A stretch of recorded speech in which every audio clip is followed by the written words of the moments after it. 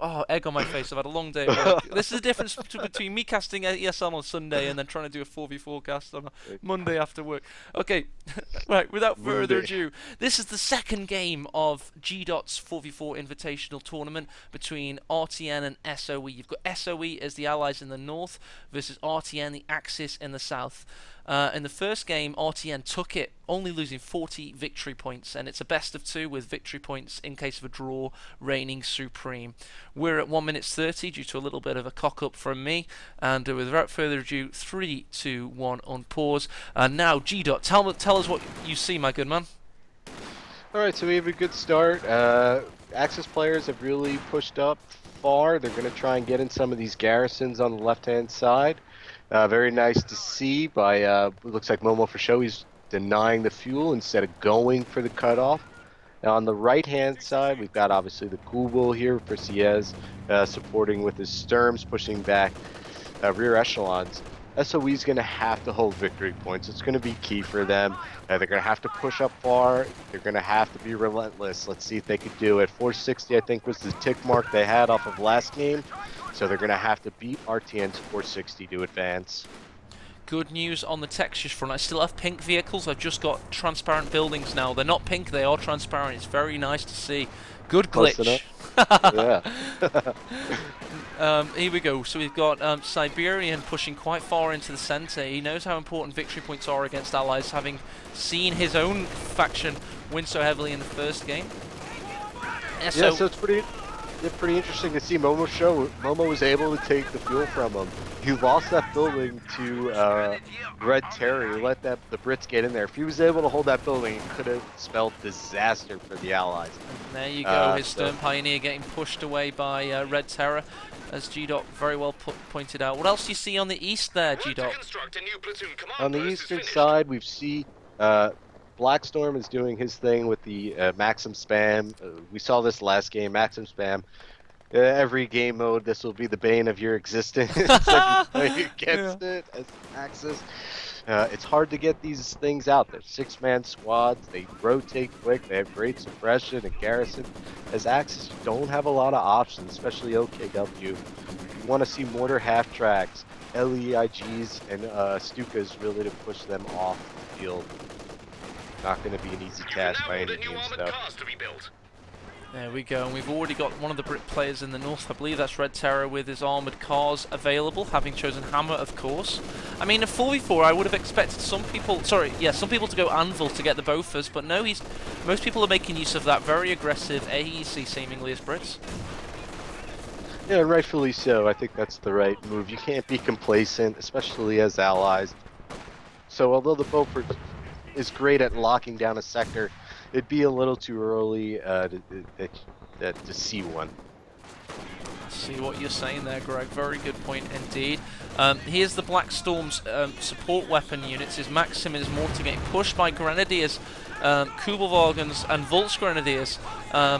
So it's going to be a big ask for him to try and keep this position. Luckily, he has Overlord's Ambulance to fall back on. Elsewhere in the centre, you've got a pitched engagement behind green cover because the centre isn't where it's at in a 4v4. And in the west, you've got the Brit forces of Red Terror coming up against, with Stern Panther coming up against Wehrmacht forces and mortar fire as well in kind. Yeah, a nice array of units they have here. They have infantry support. They have indirect fire. It's what you want to see, and they've also got all 3 victory points. Nice, so and they haven't lost a single one yet. They're 500 and they're, looking strong at the moment. Yeah, that's for sure. SOE, this team, again, they hold 1 and 2 on their respective ranks. They know how to play 4v4. They know victory points are crucial, and they know how quickly games can snowball. So they are sitting on those VPs as best as they can. Will indeed. And Overlord has been pretty dominant there. He has momentarily let the victory point slip, but they still maintain overall control. Elsewhere, you've got Momo for show being starting to feel a little bit aggressive. He's got his Shreks up, he's got his Stern Pioneers getting in position, using his Kubelwagen to try and cap that victory point as well. It's very important that he does that. Yeah, Momo has the right idea. He's harassing their cutoffs. He's prodding and probing around to see any weak lines of defense, and obviously, a job well done. He knows how to play the game. And that marks the first time we've seen SOE lose any victory points whatsoever, just as a Kubelwagen dies. They're now on 4-9-1, and this is actually really important. I mean, obviously, it's not usually mega important, but in the case of a best-of-2 situation, as Greg has stipulated in his tournament here, it does make the situation very interesting indeed in terms of victory points. So if they... if the RtN clan can't get them below that, they'll have to go for real late game kind of push. Yeah, they're gonna have to push everything and anything they can. If they drop below that VP point, that's gonna be it. And they know this, and I hope they can pull it together. Because right now it's looking like they're not putting a lot of focus on it. I don't see any strategy really. They're kind of pushing at one spot. They tried the cutoff on the left-hand side, weren't able to reach it. So now SOE just simply moved to the fuel where they've moved the majority of their forces. So they have to figure something out. Sometimes in 4v4, you can push 3 players on one side if that's what it's going to take to break the lines. So Axis are going to have to maybe contemplate that as an option. Look at that big mortar around there, leaving Loveness Sniper exposed. He's going to have to push out of there. So victory points have now swung back into Allied control. SOE did lose 17 in all of that. Elsewhere, you've got Momo for Show and Siberian amassing forces, getting ready for a big push into the west, the British and American-controlled west.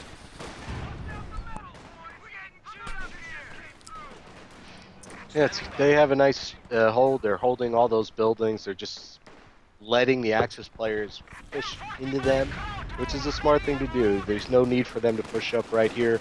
Let the Axis burn the manpower and the resources trying to take it. Well played on SOE's part.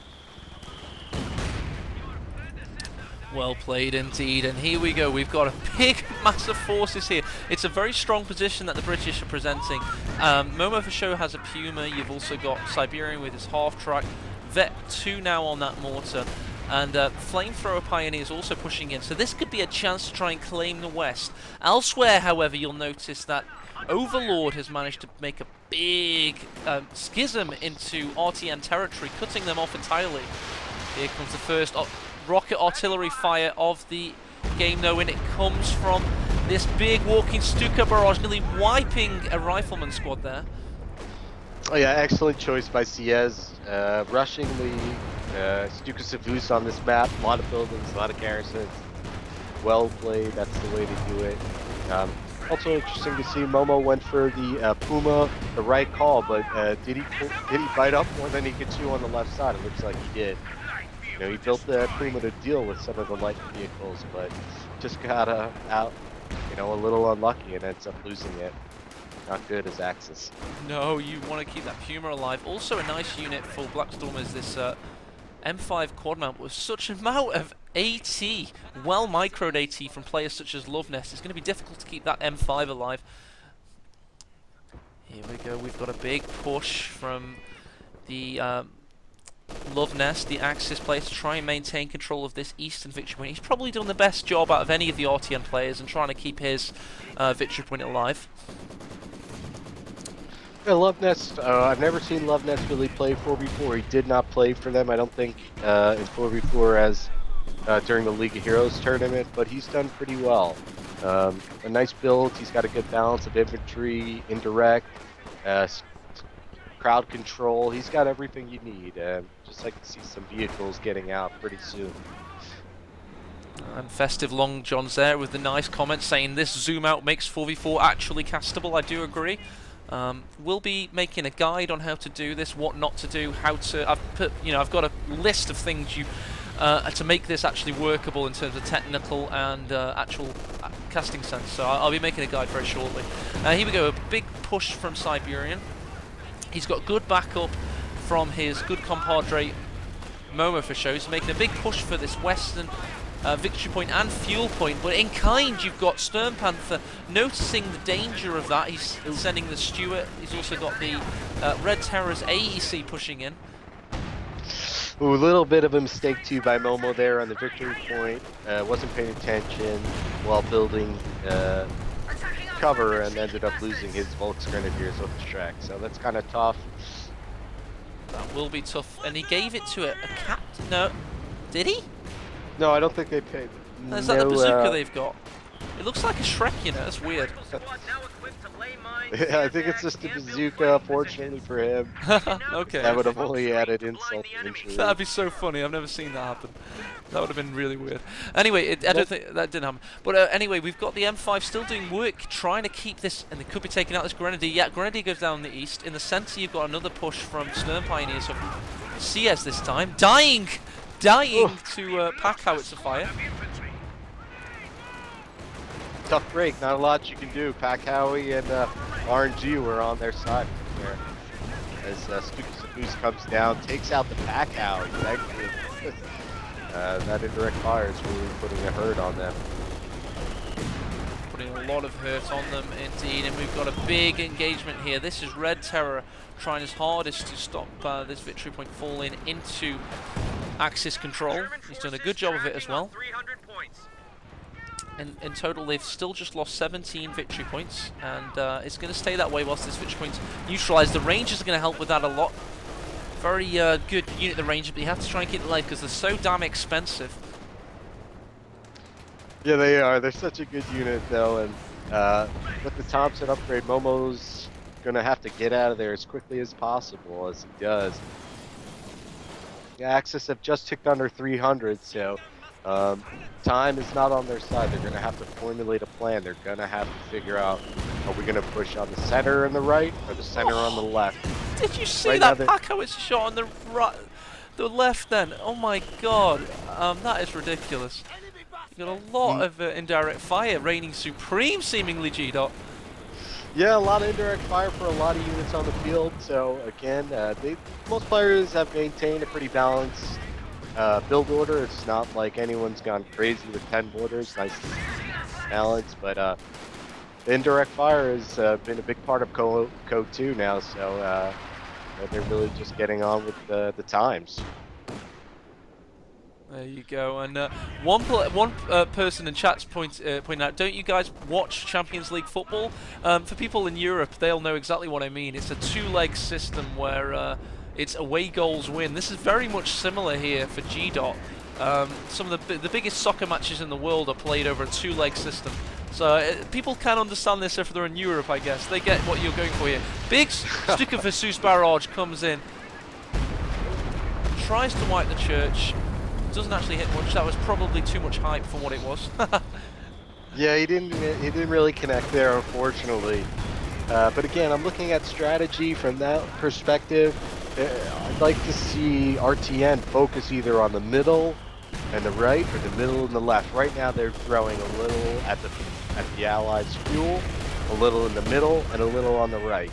They're going to have to make up their mind. They're going to have to figure this out. They have got to work together right here and have somebody say, listen guys, we need to go here, because right now they're kind of all over the place and they're bleeding. There you go, and this is a gigantic concept. I've got to call it out. I mean, you've seen Overlord be arguably MVP, I think. I mean, he's pushed Love Nest away from his own cutoff, and he's doing a damn good job of it, SOE Overlord. I mean, SOE Overlord is a good 1v1 player in his own right. We saw him compete in ESL this Sunday. So, but there you go. He's showing his worth in this 4v4 as well. Yeah, he's doing a good job. He's holding down the buildings. He's not overextending. He's doing the right thing, and he's making them come to him, which is what you want to see. What do you see in the west here, Greg? Well, in the West, they're fighting tooth and nail. Momo for show is doing the best he can, but he's going to have to get some help. Siez is going to have to, or excuse me, Siberian's going to have to figure out how he can get involved, what he can do to support Momo's infantry when he pushes. Right now, it's just too little. It's not enough. So, again, personally, I'd like to see Siez and Momo go right for the middle. Forget that side. You are not getting it. and fighting into this wall of Pack, Vickers, and Pack Howie is not paying off at all. It's definitely not. When that Pack Howie finds your men behind cover, they absolutely evaporate. And I think RtN are beginning to struggle here. They don't have fuel control. They are Axis. They have only dwindled down SOE below, just to 17 victory points off their 500 count. It's going to be difficult. What do you recommend for them in this position? How can they push out of this Citadel? Well, again, I think they're going to have to work together. There's going to be somebody's going to have to take the bull by the horns and say, we need to push middle together now, or we need to push right. They have to break these lines, throw something in the mix to get SOE off their game, because right now SOE is sitting on the VPs with not a care in the world.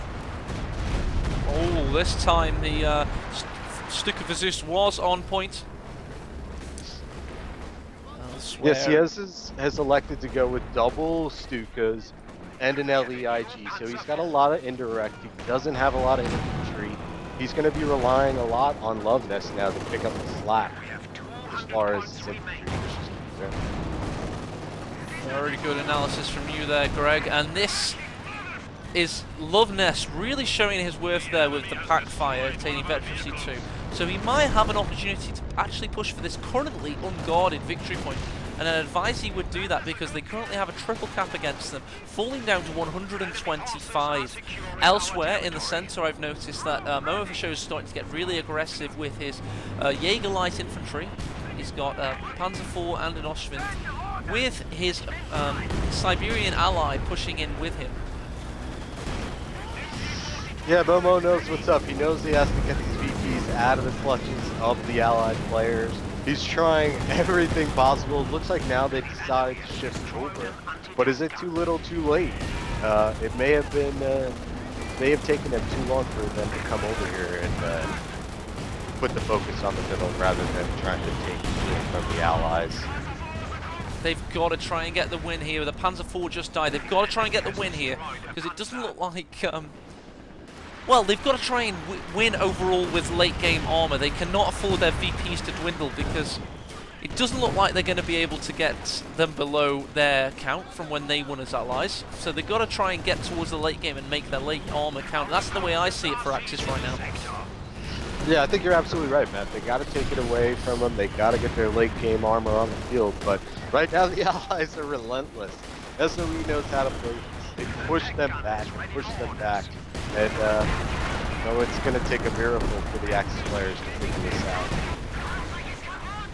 It's only going to get harder as more units come on the field, more abilities come on the field. Oh, look at that Stuka for Zeus, dear God! That was a good one. If it was just a little bit to the north, it could have been one of the best ones I've ever seen, to be honest. Yeah, a ton of targets on the field, Vix, for a lot of fun. You know what? I want to cast more of these 4v4 games. I think they're so much fun. I want to be drunk for the finals. Is that okay? Can I be part drunk? No. Join the club, yeah. Yeah, we'll have a few drinks, I think. It'll be nice. There you go, Ostwind getting pushed away heavily by this Sherman Firefly of Red Terror. Big hit from the British Sherman there. Loveness is getting aggressive though. He's got his sniper, he's got his Panzer Grenadiers, he's pissed off is the German. However, CS, who hasn't actually, to be honest, I must call it out, hasn't been able to support Loveness arguably enough. He's been attacking the middle quite a lot in this game. So, and there you go, you see it that Loveness is a great player. And here comes the Stuka of CS. Not hitting the mark that time. That's a great point. I mean, CS has put a lot of investment into his indirect fire, so is that going to hurt them? Yeah, kind of a little bit. He's gotten a lot of kills though, so he's made them count. Each one of those barrages has really paid for itself, and CS has done a great job of that. But again, it's a trade he's made. It's for more indirect fire to lack infantry to push them off. Just going to use some a little bit of zooming out now just to show the battle as it appears. You can only unfortunately highlight one section's unit at a time, so you do have to zoom back in. And here we go, we've got this big engagement in the middle, so it's all about the victory points. Loveness is holding his own in the east thanks to his expert usage of snipers, packs, and also indeed elite infantry right now. So he's got to rely on the other three factions to try and take the centre. The British in particular are putting up a hell of a fight, as with Stern Panther's USF forces, with his vetted up Packowies helping out indubitably. Oh, huge plane crash just went down. Almost took out Overlord's ambulance. His idling units, but by the grace of God, just missed him. That would have been absolutely horrific. Here comes Overlord's Calliope. Now this is obviously a very powerful unit in this patch. It's going to make a big indent on the Axis forces. Yeah, here he goes prepping a fire, and let's see if he can connect. Axis are already beat down, but he's doing the right thing. He's getting up close and personal with Calliope. They can take a little bit of fire. Yeah, he's very close. A little bit too close. Yeah, that might have been a misclick. I was talking him up, but then I was like, yeah, you're going too close now. Just calm down with it. You know, Loveness too, you made a good point. Loveness has played this really well. I've never seen Loveness play 4v4, but he's really played well. He didn't build the sniper too early. He waited, he got a base infantry out, he helped points, then he called the sniper to bleed them. Yeah, a little bit later than he would in a 1v1 for sure. Yeah, and ultimately the right call though for 4v4. So really nice to see. Loveness is a smart guy. And I mean, oh just god, he's the most tactically astute player in Company of Heroes right now.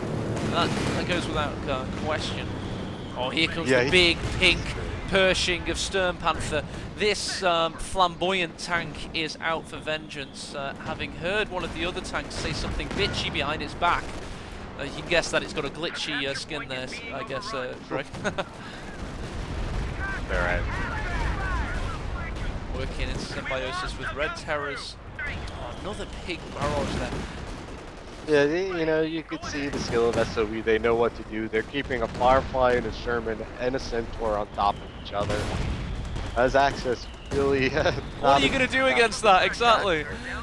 Yeah. And I think SOE is really showcasing how good of a team they are. They work well together. These guys, they know each other. They know how to play the game. They know what their respective partners doing, and they're complementing. And that's what it takes to be successful. They are. I mean, you highlighted it perfectly. These tanks working together, a microing as one almost, against a Tiger Ace of Siberian. We've got to keep an eye on this Western engagement now with the Tiger Ace. I mean, they only have 74 victory points remaining now. So, correct me if I'm wrong, the other guys are on 460, so they have 11 victory points to try and waste if they are going to lose this particular game. Yeah, SOE has got to shave the points up right now, and you know, they don't even worry about. Excuse me, RtN has to shave these points up. They have to. Don't worry about your fuel. You need to get these victory points. You need to figure a way to flank and get around all this allied infantry and support weapons. Not an easy task. Here comes the Pershing against the King Tiger. He's going around the back. This could be interesting for Stern Panther. She's clearly getting quite aggressive. Oh, what's that you said about me? Ooh, come here, baby. That's my flamboyant accent, by the way. Doesn't infer anything homophobic. It's clearly camp, just so you know. Okay. Just thought I'd clear that up. But anyway, here comes the Sherman Firefly. Frontal armor penetration through the King Tiger. Not a King Tiger, Tiger Ace rather, and the Pershing gets the kill. Yeah, Skip is left in shambles with only MG squad and a Pyro squad. He's threw everything at it. He knew this was it. And it looks like RtN's going to come up short. So absolutely. So we've got a lot of Kappa pride in the chat right now, and that is for the dominant Pershing. That is just marauding around, mincing around the battlefield almost, in a very camp nature. And GG called by CS. Joe throws up the GG, and man, what an interesting turn of events. I don't think anybody expected Allies to win both games, but there you have it. Absolutely. I've really enjoyed casting that with you, Greg. Very good analysis from yourself there. I think we might screenshot that. Pink Panther. I'd love it to be a Panther, wouldn't you? Then it could be Pink Panther, you know, that'd be cool. Panther, of course. I grew up with it. Yeah, me too, man. I mean, that was cool. Let's go back to face mode, so just so you can talk to the fans and tell them more about your tournament if you like, and where you're going to go from here with it. Yeah, sure. Obviously, I hope you guys enjoyed it. This is the first time of us doing any sort of competitive AT tournament. A special thanks to any of the teams that applied, the teams that played. I hope you guys had fun. I hope it's something different than 1v1 and 2v2. And hats off to SOE. They played really well. They showed why they are one of the top teams in the 4v4 circuit. You saw how well they play together. They really know each other, and they really work well together. RtN, I think, obviously, you're looking at one of the best collective of 1v1 players, Oh, hands down. massively. It's such an all-stars team, and I'm just going through their stats now, Greg. I've got them on my screen after a request. I mean, it's clear. Oh my God, what? Are you kidding me? Three of the four Axis players had no, two of the four Axis players had a negative KD. That's crazy to me. In a 4v4, I've never seen that before. That is big props to the to Stern Panther. Look at that. Red Terror 120 to 49. Obviously, he was Brits, so he had mortars, so that helped a lot. But that tells a story right there. It's a higher level that I've never seen 4v4 played at before. It certainly gets quite interesting. There you go. There's, by the way, is the RtN guys, the Axis players in that particular game. There's their army value, and let's get rid of them for a moment. And this is SOE. Feel free to jump in. I'll take it back to the screens.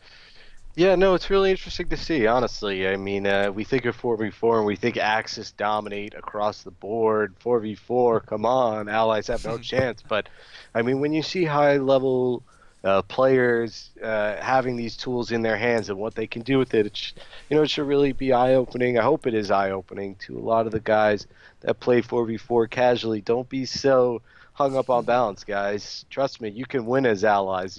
Yeah, that was Really, it amazing. looks. Yeah, as the way it looks is you should be winning as allies. So take note of what these guys, both teams did, and they both played great as allies, both really well, RTN and SOE. So hats off to both teams, and thank you for competing. A nice one. I appreciate it, Greg, and thank you for. At first, I'm going to be completely honest with you. When you said, "Do you want to cast 4v4?" I was like, "Oh yeah, I've actually got a terminal illness. I don't plan to be alive at that point, and I'm also washing my hair on that day as well." And my cat did die. No, no, no. But no, I genuinely Sorry to enjoyed that a hell of a lot. It was such a breath of fresh air. It's like a bit more relaxed. You don't have to say everything that's going on at any one time. You can just talk about the overall ebb and flow of battle. It's very important, though, that I think we have to use this strategic zoom to try and make it work a bit better. Um, so Yeah, it's strategic zoom is awesome. It seems like it was made for 4v4. It's such a yes. great feature. When I first saw it, I was like blown away because I wish I could. As a four, I spent a lot of my time playing 4v4. So as a 4v4 player, I wish I could zoom out that far. Yeah, me And too. It's if you want to know, I will make a guide on it. But if you want to know, originally it was a lot harder to do, but the most recent patch it seems a little bit easy to do now. So I think time's right for me to share how to do it. You can't play with it though because it is a dev mode thing, and also the unit icons aren't persistent. Did you ever play Supreme Commander, which actually was where I got Strategic Zoom the name from? no, not me personally. I have not played the Oh, game, but I that was have seen it on Steam. yeah, when you scrolled out in Supreme Commander, you got all the icons, and it just they became like you could literally see everything that was happening. It became like the tag map in Coco. Oh, it was beautiful, man. But you can't really do it that well at the moment in this, but it does lend itself well to 4v4. So let's talk about the schedule because we're gonna that's gonna be the last game you and I cast tonight. But we're gonna be having a look at this next Saturday. Am I right? Yeah, not this coming Saturday, but the one following. We should have the semifinal rounds completed. This was round one. I don't know if you have a. You know what? Don't throw the bracket up yet, because it does, I think, allude to who won the next game, and I don't want to spoil that for people Oh, that might I'm want to with watch. you. Yeah, you're the man in charge of this tournament. So you're the only guy, except for the players, that knows what's So I'm happening. told. Yeah. Uh, but this was the first round. Thank you again for all the teams that came out and applied. A lot of guys, a lot of teams applied, a lot of good teams. It wasn't easy for us to figure out who to put in, who not to. But again, a special thanks to everyone that had any interest. And I hope you guys have fun. Ultimately, 4v4, come on, we got to have some fun. Good to see some teamwork. And yeah, I hope you guys enjoyed it. and I Oh. hope any of the newer players maybe learned a thing or two. If you spend your time on the 4v4 circuit. Definitely. Well, that's all from us for tonight. But I believe Mr. Sutko is going to be casting the other game in the series, and the other really good game in the quarterfinal kind of 8 teams stage. So that's